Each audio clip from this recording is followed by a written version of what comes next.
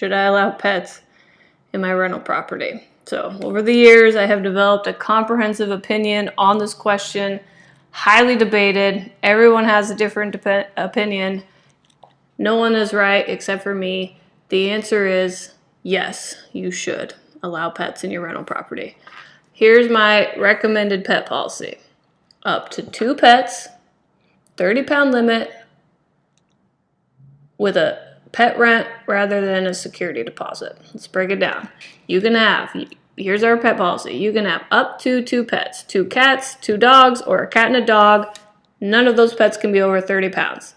The reason I do 2 is because you got to draw the line somewhere, and we asked ourselves, how many cats is too many cats? And we came up with 3. If you have 3 cats or more, that's too many cats. 2 is enough.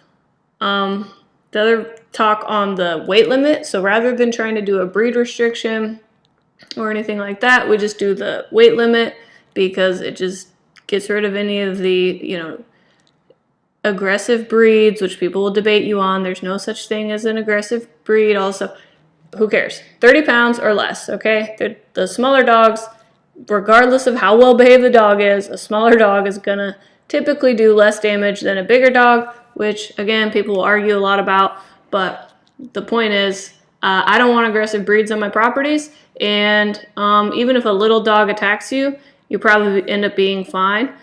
So, because, if you say, okay, no aggressive breeds, and then list off the breeds, people will, they'll be like, oh, it's none of these aggressive breeds, and then it shows up, and you're like, well, it looks a lot like a pit bull. And they're like, no, he's only part pit bull. He's like 20% pit bull. Like, okay, how am I going to prove it? So it just becomes a big issue. So we just do the weight limit. Same with the pet rent, okay?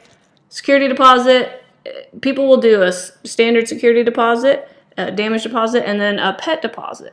Well, now at move-in, you have to somehow differentiate the damage. This was from the tenant, and this damage was from the dog.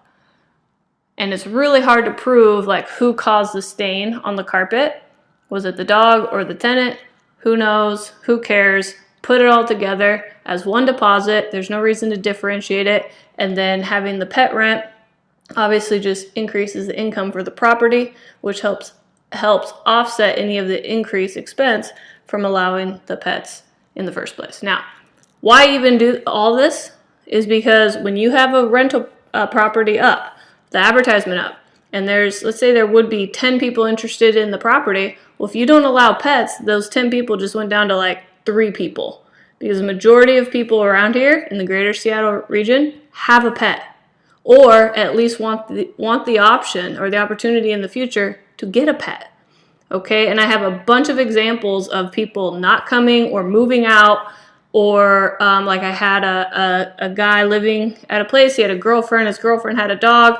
They were deciding to move in together, and they ended up moving into her apartment because her apartments allowed dogs, whereas ours did not, because that was the owner's policy.